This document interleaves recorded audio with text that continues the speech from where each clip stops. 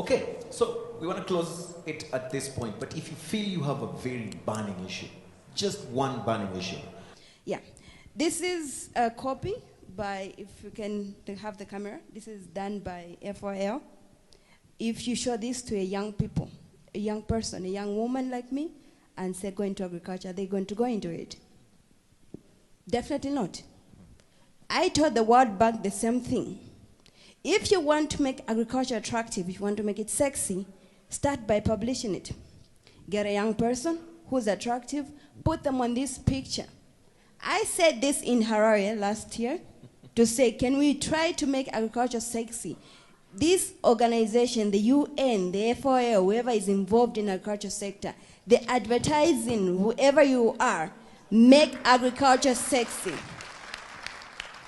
This is the beginning point of making it attractive to the young people. Right. If you, the organizers, the frontiers, the people who are supposed to lead us are putting such pictures, what are you sending to a person, a young person from the village? You pick this picture and like, oh, this is what we're living.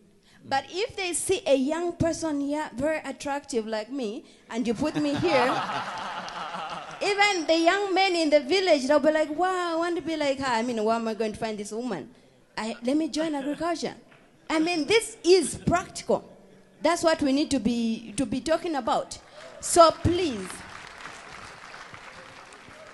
my request is that next time we're going to have such a conference, whatever is coming up, you can look for me on Facebook, Tamara Happy Face Kaunda.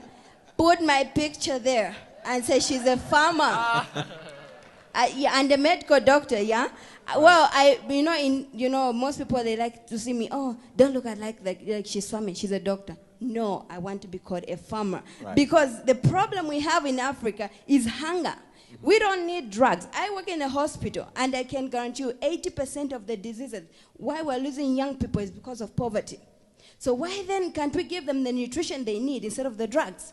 That's my switching from medicine to agriculture. So that's what we should be looking at. Another thing, she's from Singapore, I'm from Zambia. The borrowing rate in Zambia is about 35% to 40%. You can say, yes, I don't have, I don't want to go to the bank or whatever. No, I've tried going there. But why should I to make such a suicidal decision to go and borrow at a 40% rate? It's impossible. I want to go to the government to borrow. They say, no, you need to work for the government for 2 years. But I need the project running. I've got people following me. They need to come to the farm and see what I'm doing. So funding, we're not looking for charity. Like, I was quite offended by the doctor lady who said, no, farming is not a charity. Yes, we're not looking for charity. But if you can give me $10,000 at a rate of maybe 5%, 2%, like the Chinese come, they come with a lower percentage, and they come and invest here and they beat us, I cannot compete with her even if she came to Zambia, because she borrowed maybe from Singapore at a lower rate. But look at me in Zambia, 40%, that's suicide. Right. So we can talk and talk and talk, but let's create an enabling environment for the African youth. Because we can't have so much vast land, yet we are languishing in poverty. Netherlands cannot export to Africa if they don't feed their own people. Yes, I'm happy the young people are exporting, but why are we leaving our people? Why are they dying? African graves are the richest because we've lost so many young people to poverty and hunger.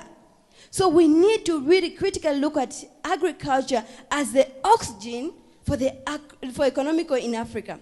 It should not be a backbone. I can break my backbone today and I can live on. But if I don't have oxygen, I can't live on. So agriculture should be the oxygen of the economy in Africa. Thank you. What a way to actually powerfully finish this conversation. One, make agriculture sexy in order to attract young people into it. And number two, start seeing agriculture as the oxygen of our economies and not just the backbone of our economies. From our teams right here, we want to say thank you for watching this CNBC Africa special. I'm